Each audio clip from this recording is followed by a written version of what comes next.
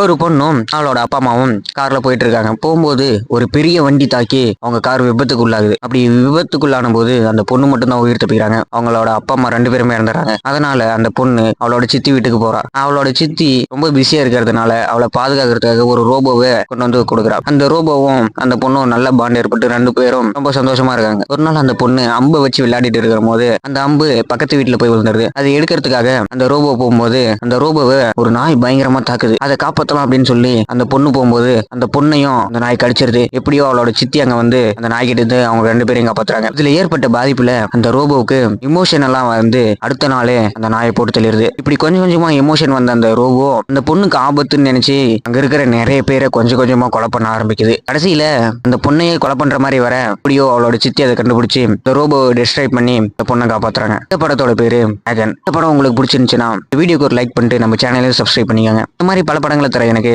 சேனலை சப்ஸ்கிரைப் பண்ணிருங்க.